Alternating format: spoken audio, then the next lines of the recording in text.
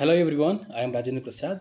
So రీసెంట్గా మనకి metro రైలు వాళ్ళు మెట్రోస్లో ఏమేమి తీసుకెళ్ళకూడదు అని చెప్పేసి ఒక లిస్ట్ అనౌన్స్ చేశారనమాట. ఓకే, సో అవి ఏంటంటే గన్ రిలేటెడ్, తుపాకులు ఉంటాయి కదా అవి, మందుగుండు సామాగ్రి, తర్వాత sports guns and gun lighters ఉంటాయి అవి కానీ, ఎయిర్ గన్స్ కానీ, ఎక్స్ప్లోజివ్స్ కానీ ఇవి మెట్రోస్లో అలౌ చేయరు.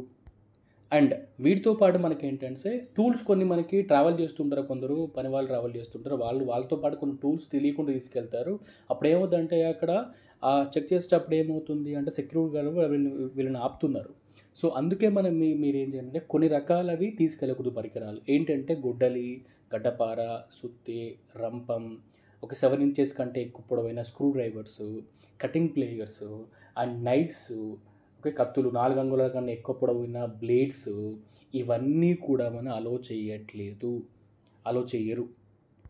ఓకే, అండ్ వీటితో పాటు ఏంటంటే మనకి పేలే స్వభావం ఉన్న కొన్ని లిక్విడ్స్ ఉంటాయి, అవి poison related liquids and acids, ఇవి కూడా మనకి మెట్రోలో అలో చేయరు. అండ్ పెట్స్ను కూడా అలో చేయరు, అది డాగ్ కావచ్చు, క్యాట్ కావచ్చు, వాట్ ఎవర్, పెట్స్ను కూడా మెట్రో రైల్లో అలో చేయరు.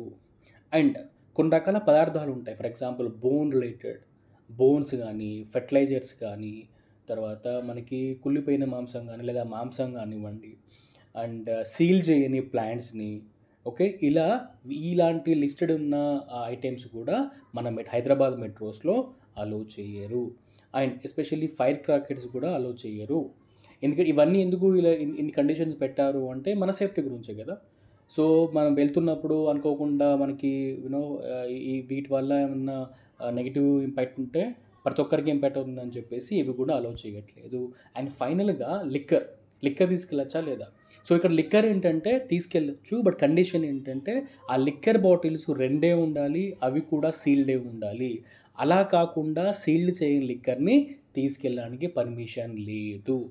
ఓకే, సో ఇవి ఏమేమి తీసుకెళ్ళచ్చు, ఏమేమి తీసుకెళ్ళకూడదు అనేది ఈ మధ్యలో హైదరాబాద్ మెట్రో రైలు వాళ్ళు అనౌన్స్ చేశారు. Thank you so much for watching the video. Bye.